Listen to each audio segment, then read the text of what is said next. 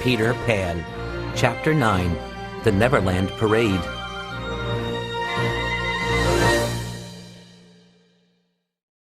The Lost Boys were walking through the woods. They were hoping to greet their captain, Peter Pan, after his trip to the nursery. But while the Lost Boys were looking for Peter, the pirates were looking for the Lost Boys. Meanwhile, the Indians were looking for the pirates.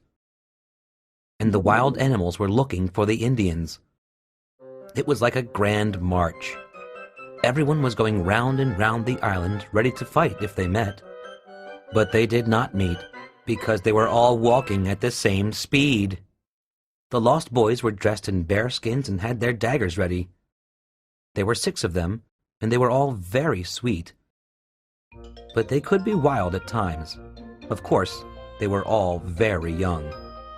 Whenever one of them began to grow up, Peter quickly sent that boy away. It was against the rules to grow up in Neverland. As the march continued, each boy was firmly on the lookout. Toodles was brave, but he always seemed to miss the fighting when a battle broke out. Adventures would always happen just when he stepped around a corner to gather a few sticks of firewood.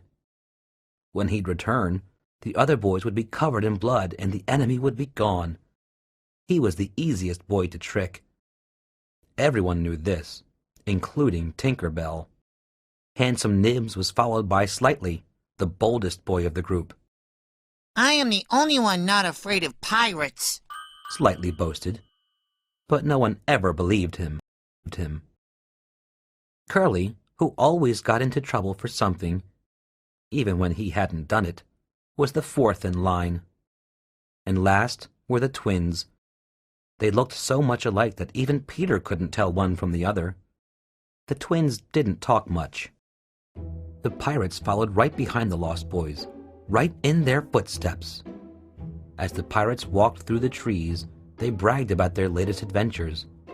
The men were laughing and singing loud pirate songs. Huge and handsome Checho wore coins in his ears. Bill Jukes had tattoos all over his body.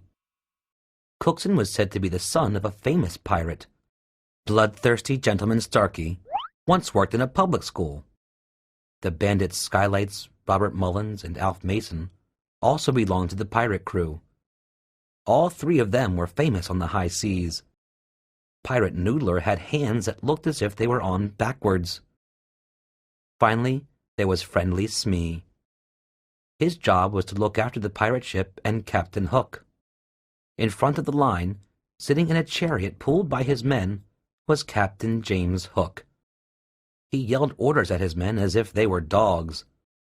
Hook was handsome, with long black curls and deep blue eyes. In fact, the man was very fashionable.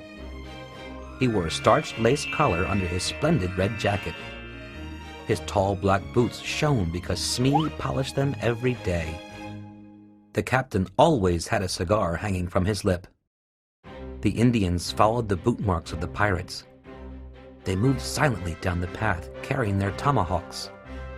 Their bodies were shiny with paint and oil. Braided around their necks was the hair of pirates they had killed. The Indians didn't say one word. Great Big Little Panther crept quietly on his hands and knees. Princess Tiger Lily walked proudly upright. Next in the line of characters came the wild animals. Lions, tigers, bears, and other beasts. Their tongues were hanging out with hunger. The animals were ready. They might catch a boy, a pirate, an Indian, or even one of their own. The last in line was a giant crocodile. He was looking for one victim only, Captain Hook. The march might have gone on forever, but one of the groups stopped. It was the Lost Boys. They heard pirate laughter in the distance, and they heard a scary pirate song. Yo-ho, the pirate life. The skull and bones, hey, hey, they'll go down to Davy Jones. Davy Jones? thought the boys. That meant the bottom of the ocean. The boys ran swiftly through the woods. They were quick as bunnies, returning to their home under the ground.